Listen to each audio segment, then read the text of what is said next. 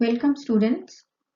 In part 2 of non-ferrous metals and alloys, I will discuss about aluminium and its alloys and about the bearing materials.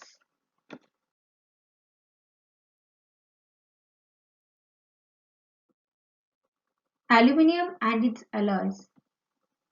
The properties are: it is a light metal which has a density about 1/3 of steel or brass. Aluminium is a very good conductor of electricity. It has a higher resistance to corrosion than any other metals. Aluminium is a good conductor of heat. It is very ductile. It is non-magnetic.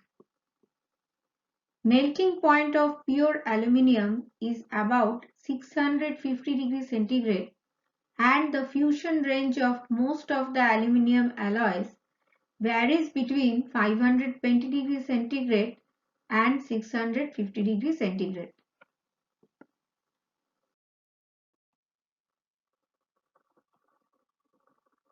Although pure aluminium is not particularly strong, it forms high-strength alloys in conjunction with other metals such as copper, chromium, nickel, iron, zinc, molybdenum, silicon, and magnesium.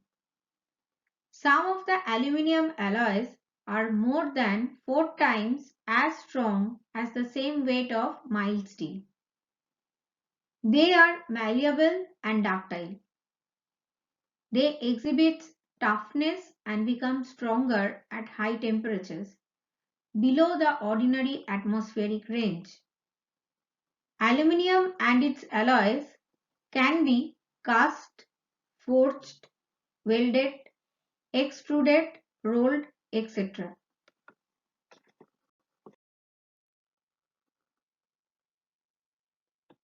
The applications of aluminium and its alloys are transportation industry, structural framework, engine parts, trim and decorative features, hardware doors, window frames, tanks, furnishing and fittings, trains, trucks, buses, automobile cars, and aeroplanes use many component parts which are made up of aluminium alloys. Overhead conductors and heat exchange parts.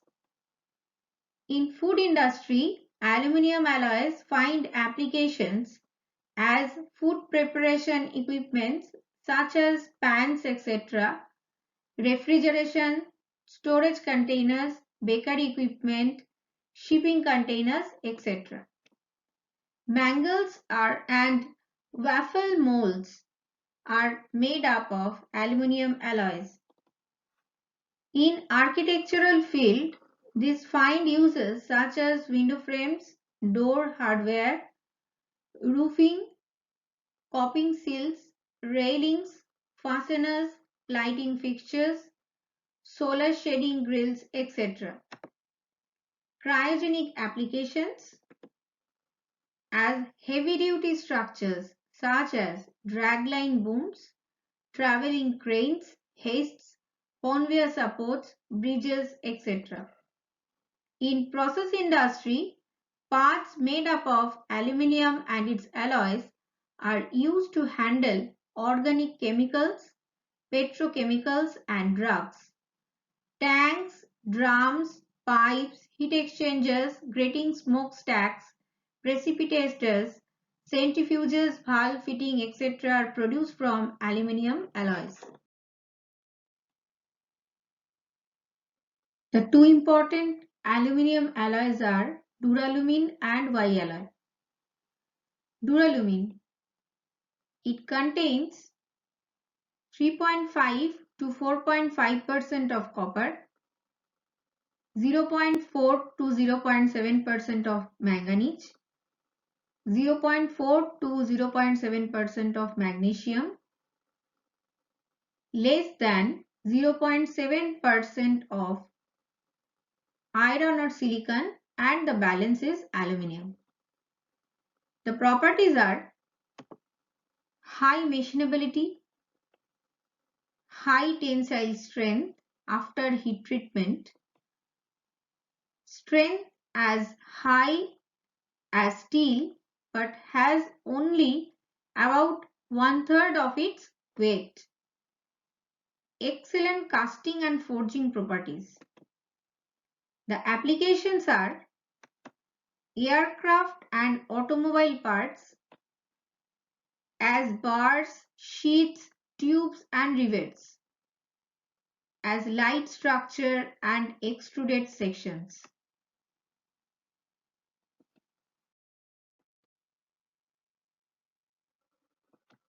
Why alloy? It is also called copper aluminium alloy. The addition of copper to pure aluminium increases its strength and machinability. The composition of this alloy is as follows. Copper 3.5 to 4.5%, manganese 1.2 to 1.7%, nickel 1.8 to 2.3%, silicon, magnesium, iron each 0.6% and the remainder is aluminium. This alloy is heat treated and edge hardened like duralumin. The aging process is carried out at room temperature for about 5 days. The applications are: it is mainly used for cast purposes, but it can also be used for as forged components like duralumin. Since Y alloy has the better strength than the duralumin at high temperature, so that it is much used in aircraft engines for cylinder heads and pistons. Bearing materials. The properties of bearing materials are: it possesses low coefficient of friction, provide hard wear resistant surface with a tough core, have high compressive strength, have high fatigue strength, be able to bear shocks and vibrations. It possesses high thermal conductivity to dissipate heat generated due to friction between the bearing and the rotating shaft. It possesses adequate plasticity under bearing load. Also possesses adequate strength at high temperature. It can be easily fabricated.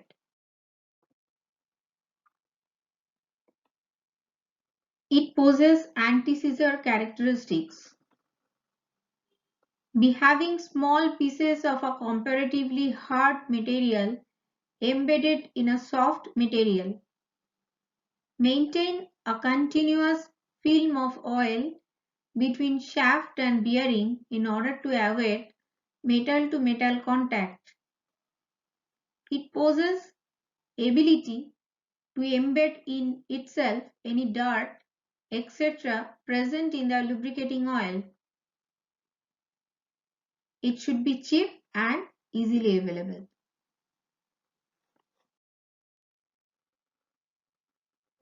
Types of bearing materials are copper-based alloys, lead-based alloys, tin-based alloys, cadmium-based alloys.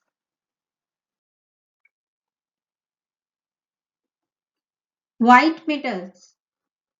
The alloys in which lead and tin are predominating are designated as white metal bearing alloys. These alloys are used for lining bearings subjected to high speeds like the bearings of aero engines. Lead-based white metal.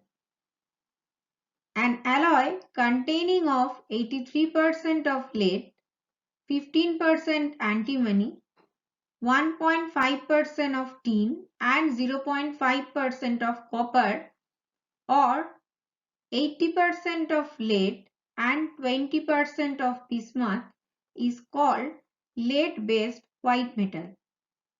Lead-based alloys are used where a cheap and corrosion-resistant material is required.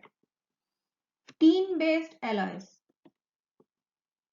It contains 88% of tin, 8% of antimony, and 4% of copper. It is also known as Babbitt material.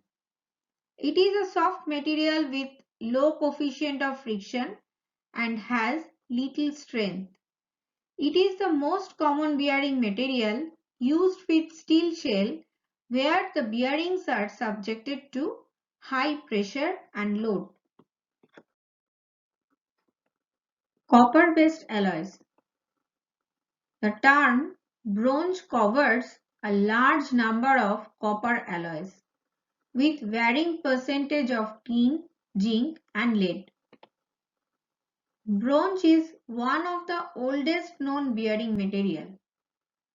Bronze is easily worked. It has good corrosion resistance property and reasonably hard. Typical composition of leaded bronze are 80% of copper, 10% of tin and 10% of lead. Copper-based alloys are employed for making bearings required to resist heavier pressures such as in railways. Solid solution. Solid solution means solid state of an alloy containing alloying elements completely dissolved in the base metal. Brass is an example of solid solution of zinc in copper. Chapter number 3, Non-ferrous metals and alloys, is now completed.